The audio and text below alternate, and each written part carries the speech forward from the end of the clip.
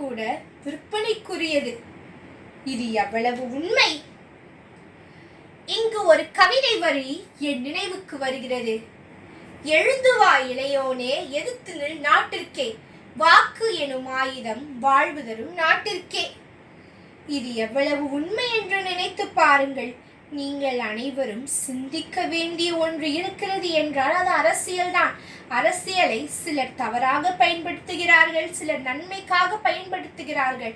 ஆனால் அரசியலை பயன்படுத்தும் விதத்தில் இல்ல அரசியல், அரசியலை கையாளும் விதத்தில் தான் உள்ளது. அது நன்மைக்காகவா அது தீமைக்காகவா என்று நம் மாற்றிக்கொள்ளும் ஒவ்வொரு முறைமையிலும் தான் அரசியல் தோன்றுகிறது என்று நான் நினைக்கிறேன். நாம் யோசிக்க வேண்டிய கேள்வி ஒன்று இருக்கிறது.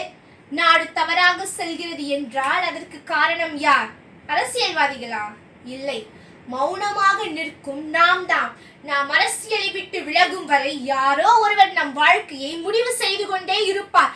எனவே இளைஞர்கள் செய்ய வேண்டியது கேள்வி கேட்க வேண்டும், நேர்மையை தேட வேண்டும், சரியானவர்களை ஆதரிக்க வேண்டும், வாக்களிக்க வேண்டும்.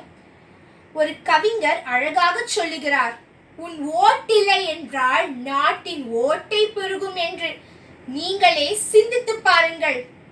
முடிவாக நான் சொல்ல விரும்புவது, நாடு முன்னேற வேண்டுமெனில் இளைஞர்கள் அரசியல் பேச வேண்டும். எழுந்து வா இளைஞா, சிந்தனை தீபம் ஏற்று.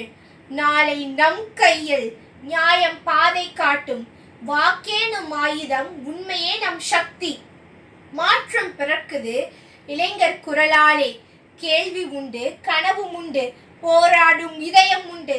தலைமுறை மாற்றம் தொடங்கட்டும், இளைஞர்கள் அரசியல் மலரட்டும். இறுதியாக ஒருவரை மாற்றத்திற்கு காத்திருக்காதே, நீயே மாற்றமாகி வா. அரசியலை விட்டு விலகாதீர்கள், அரசியலை நன்மைக்காக மாற்றுங்கள்.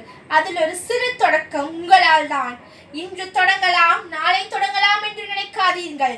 இப்பொழுதே இந்த நொடியை தொடங்குங்கள். நன்றி.